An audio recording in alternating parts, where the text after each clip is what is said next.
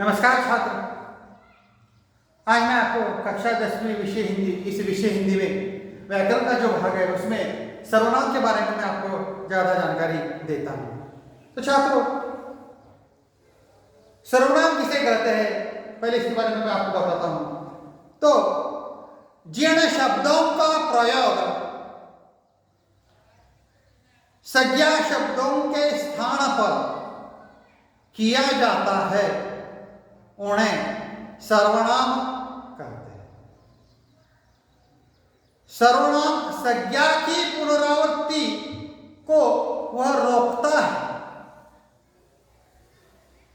सर्वनाम 6 प्रकार के होते हैं। पहला प्रकार है पुरुषवाचक सर्वनाम, दूसरा प्रकार है निश्चयवाचक सर्वनाम, तीसरा प्रकार है अनिश्चयवाचक सर्वनाम, चौथा प्रकार है निजवाचक सर्वनाम, पांचवा प्रकार है प्रश्नवाचक सर्वनाम और छठा जो प्रकार है उसका नाम है संबंधवाचक सर्वनाम। पहले मैं आपको पहला जो प्रकार है उसका नाम है पुरुषवाचक सर्वनाम, इसके बारे में मैं आपको बताता हूं।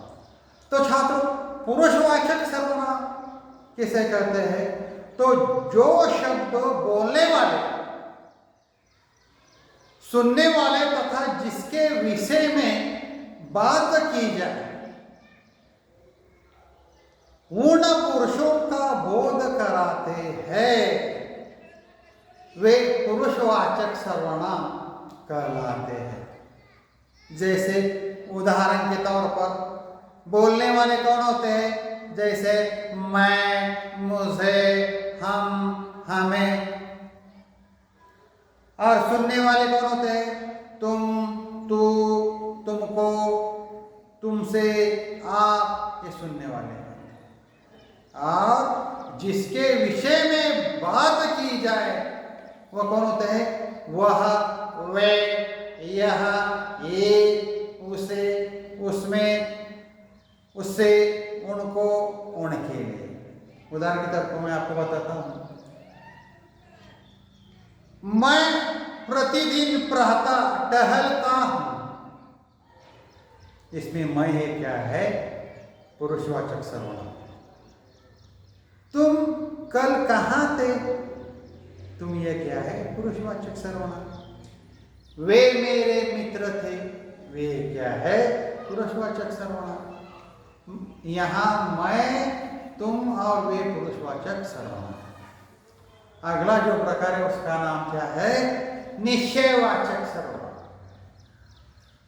तो जिस सर्वनाम शब्द से किसी निश्चित व्यक्ति, वस्तु या स्थान का बोध होता है उसे निश्चयवाचक सर्वनाम कहते हैं। जैसे उदाहरण के तौर पर यह नैन की गाय है, यह शब्द के नीचे अधोरेखांकित है। तुम्हारी पुस्तक वह है, वह शब्द के नीचे अधोरेखांकित है। यहाँ यह और वह क्या है?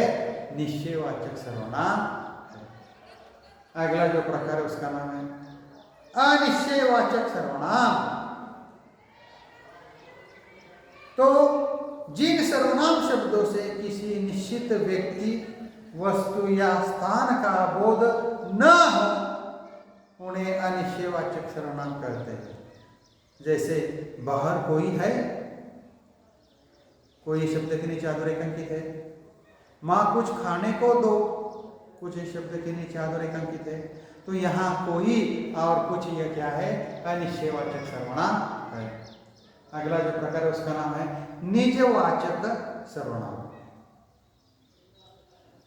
तो जो सर्वनाम शब्द अपनेपन का बोध होता है उसे निजवाचक सर्वनाम कहते हैं।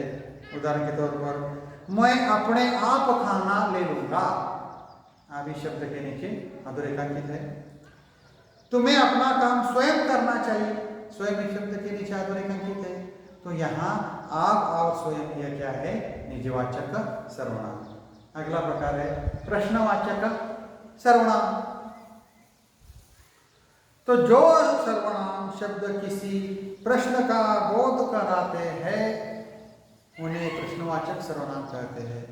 उदाहरण के तौर पर अंदर कौन है, प्रश्न चिन्ह, अंदर कौन है, प्रश्न चिन्ह है, कौन यह क्या है, प्रश्नवाचक सर्वनाम। प्रेमा क्या कर रही हो, क्या इस शब्द के नीचे अधोरेखांकित है, यहाँ कौन और क्या है प्रश्नवाचक सर्वनाम। और अंत में छठा जो है उसका नाम है संबंधवाचक सर्वनाम। जो शब्द संज्ञा या सर्वनाम का किसी अन्य संज्ञा या सर्वनाम शब्द के साथ संबंध स्पष्ट करता है उन्हें संबंधवाचक सर्वनाम कहते हैं। जैसे उदाहरण के तौर पर जो जीतेगा उसे इनाम मिलेगा, जो और उसे इस शब्द के नीचे अधोरेखांकित है।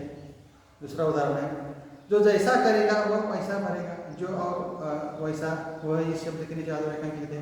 तो यहाँ जो, उसे तथा जो, वह ये संबंधवाचक सर्वनाम है। और कुछ इस सर्वनाम इस विषय पर व्याकरण पर प्रश्न कैसे पूछा जाता है और उसका उत्तर कैसे लिखना चाहिए इसके बारे में मैं आपको जानकारी देता हूँ। प्रश्न ऐसा है, वाक्यों में प्रयुक्त सर्वनाम को छांटकर उनके नाम लिखिए। करामत आया, उसने गाय को चारा दिया। तो इसमें उसने यह क्या है, अन्य पुरुषवाचक सर्वनाम। लक्ष्मी ने बताया कोई आया था, कोई इसमें कोई यह क्या है, अन्य पुरुषवाचक अनिश्चयवाचक सर्वनाम। अगला है वह वीर है, यहाँ वह है क्या है, अन्य पुरुषवाचक सर्वनाम। छत पर कौन दौड़ रहा है, कौन यह क्या है, प्रश्नवाचक सर्वनाम। यही मेरा पेन है, यहाँ यही यह क्या है, निश्चयवाचक सर्वनाम। अपना काम स्वयं करो, स्वयं यह क्या है, निजवाचक सर्वनाम।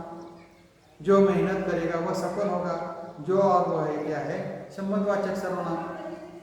तुम अब घर आओ, यहाँ तुम यह क्या है, मध्यम पुरुषवाचक सर्वनाम। तो छात्रों यह मैं ठहरता हूँ, धन्यवाद।